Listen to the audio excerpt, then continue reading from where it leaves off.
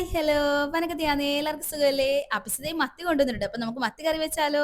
അപ്പൊ ആദ്യം നമുക്ക് ഇതിനെ ഒന്ന് വെട്ടിയെടുക്കാം. ഇതിന്റെ തലയും വാലും എല്ലാം ഒന്ന് കളഞ്ഞ് നല്ല വൃത്തിയാക്കി എടുക്കാം. എന്നെ പോലെ കത്രിക ഉപയോഗിച്ച് മീൻ വെട്ടാൻ ഇഷ്ടമുള്ളവർ ആരൊക്കെയുണ്ട്? അങ്ങനെ നമ്മൾ മീനെ ക്ലീൻ ചെയ്തെടുത്തിട്ടുണ്ട്. ഇനി വാചകമായിട്ട് തീർന്ന നമ്മുടെ പണി തീരില്ല. അതുകൊണ്ട് ഞാൻ ഇതെല്ലാം ഒന്ന് വേഗം വെട്ടിയെടുത്തിട്ട് വരാവേ. അങ്ങനെ നമ്മുടെ മീനെല്ലാം വെട്ടി ഞാൻ ക്ലീൻ ചെയ്തെടുത്തിട്ടുണ്ട്. അപ്പൊ ഇതിൽ കുറച്ചെടുത്ത് നമുക്ക് വറുക്കാൻ വെക്കാം. അപ്പൊ വറുക്കാനായിട്ട് ആദ്യം ഞാൻ ഒന്ന് വരണ്ട് കൊടുക്കുന്നുണ്ട്. അങ്ങനെ ഞാൻ ഇവിടെ വറുക്കാനുള്ളതും കറി വെക്കാനുള്ളതും സെപ്പറേറ്റ് ആയിട്ട് വെച്ചിട്ടുണ്ട്. ഇനി നമുക്കിത് വറുക്കാനുള്ള അരപ്പെണ്ണൊന്ന് പുരട്ടി വെക്കാം. അങ്ങനെ മുളക് പൊടി, മഞ്ഞൾ പൊടി, ഇഞ്ചി, വെളുത്തുള്ളി പേസ്റ്റ്, ഉപ്പ് എന്നിവ എല്ലാം കൂടെ ചേർത്ത് യോജിപ്പിച്ച് അരപ്പ് പുരട്ടി അങ്ങോട്ട് മാറ്റി വെക്കുക. ഇതൊന്ന് അരപ്പ് പിടിക്കുന്ന സമയം കൊണ്ട് നമുക്ക് മീൻകറി ഉണ്ടാക്കാം. അതിനായി എണ്ണ ചൂടായി വരുമ്പോൾ അതിലേക്ക് സവോള, പച്ചമുളക്, വെളുത്തുള്ളി, ഇഞ്ചി എന്നിവ എല്ലാം ചേർത്ത് അങ്ങോട്ട് ഇളക്കുക.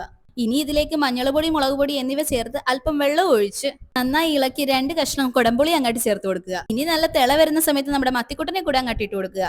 ഇനി അതൊന്ന് നമുക്ക് മൂടി വെച്ച് വേവിച്ചെടുക്കാം. ഈ ഒരു സമയത്ത് ഞാൻ ഇവിടെ മത്തി വറുക്കാൻ വേണ്ടി ഇടുന്നുണ്ടേ. അരപ്പ് പുരട്ടി വെച്ചിരിക്കുന്ന മത്തിക്കുട്ടനെ ഓരോന്നിനെയായിട്ട് ഞാൻ അങ്ങോട്ട് ഇട്ട് കൊടുത്തു. ആർഭാടത്തിനോ അലങ്കാരത്തിനോ വേണ്ടി 2 വേപ്പില തണ്ട് കൂടെ മത്തിക്കുട്ടന്റെ മേത്ത് വെച്ച് കൊടുത്തിട്ടുണ്ട്. ഹാഹാ, എന്താ ഭംഗി!